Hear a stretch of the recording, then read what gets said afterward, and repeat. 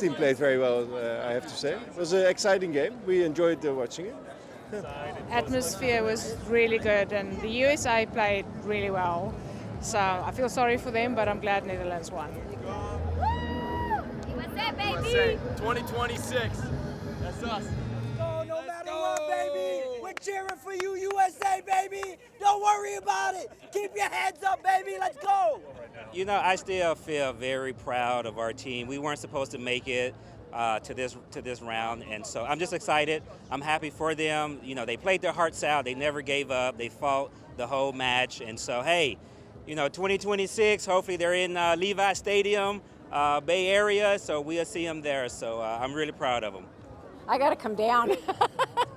You know, it was an incredible game. You know, I obviously wish the U.S. had won, but I think they did very well for being a young team, for just getting back into, you know, the World Cup this year, and I look forward to watching them in the future. 2026.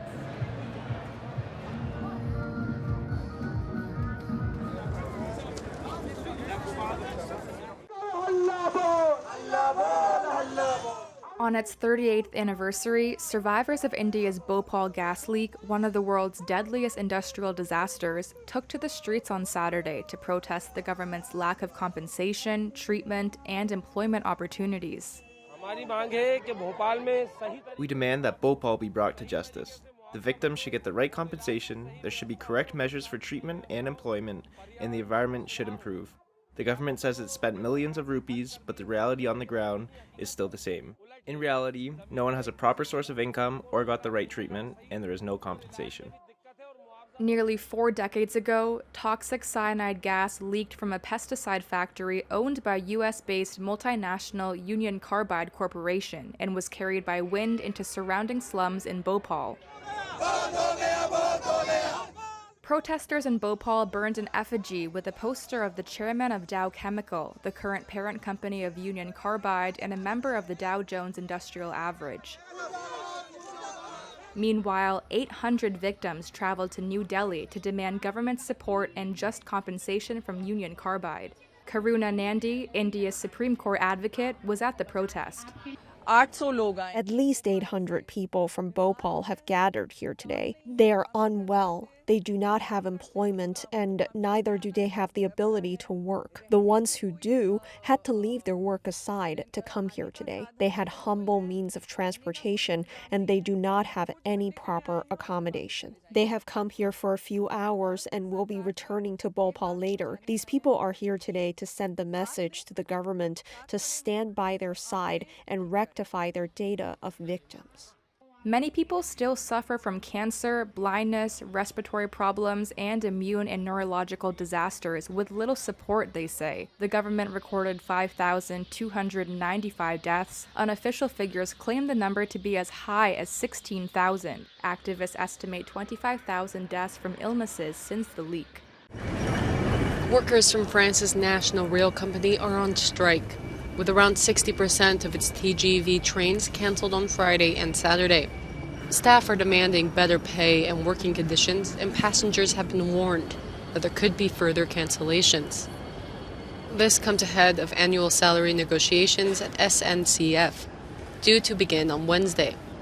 And the strike could continue further, as the union has filed a strike notice for the Christmas and New Year's weekend, though the action has not been confirmed. Both Moscow and Kyiv have slammed the new price cap on Russian oil set by Western allies.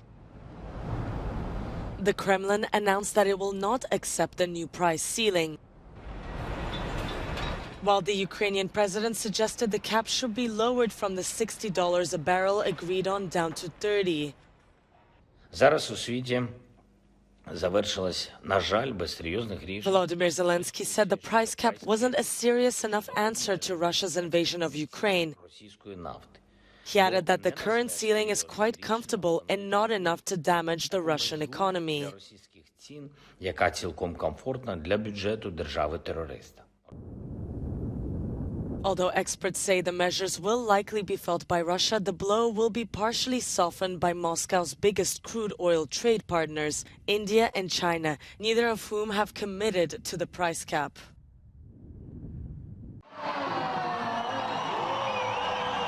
Holiday season is in full swing as people gather across the world to celebrate the start of the Christmas period.